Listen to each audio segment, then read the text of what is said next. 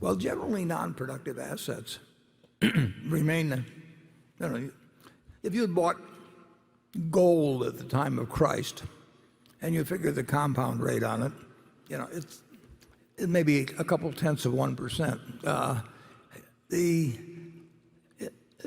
It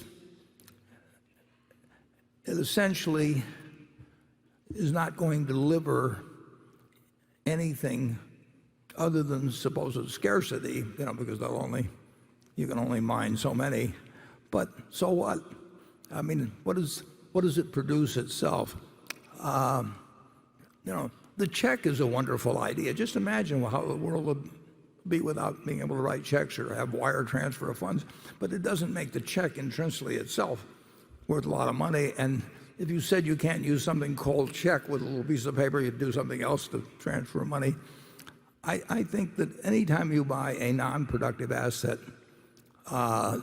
you are counting on somebody else later on to buy a non-productive asset because they think they can sell it to somebody for more money. And it's been tried with tulips, and it's been tried with various things over time, and it does come to a bad ending.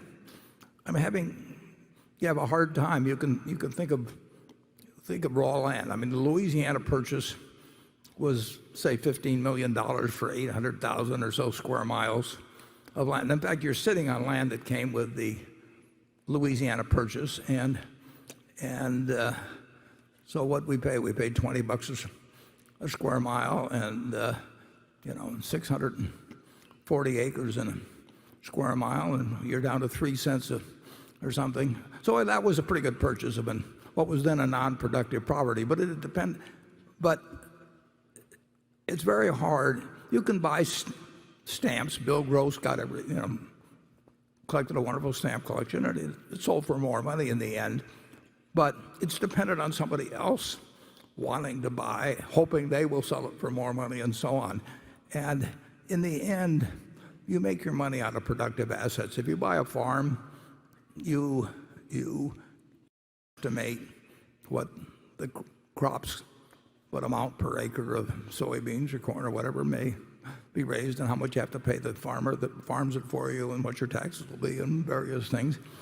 And you make a conclusion based on what the asset itself will produce over time. And that's an investment. When you buy something because you're hoping tomorrow morning you're going to wake up, and the price will be higher, you need more people coming into it than are leaving. And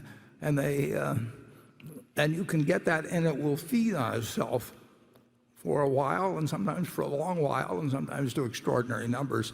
But in the end, they come to bad endings, and cryptocurrencies will come to bad endings. And along with the fact that there's nothing being produced in the way of value from the asset, that you also have the problem that it draws in a lot of charlatans and that sort of thing who are trying to create various sorts of exchanges or whatever it may be.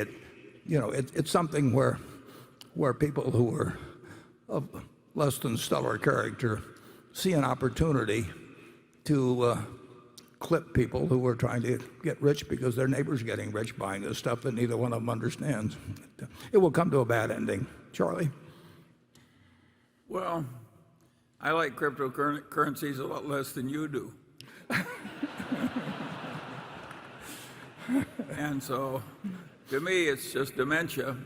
And I think the people who are professional traders that go into trading cryptocurrencies, it's just disgusting. It's like somebody else is trading turds and you decide I can't be left out.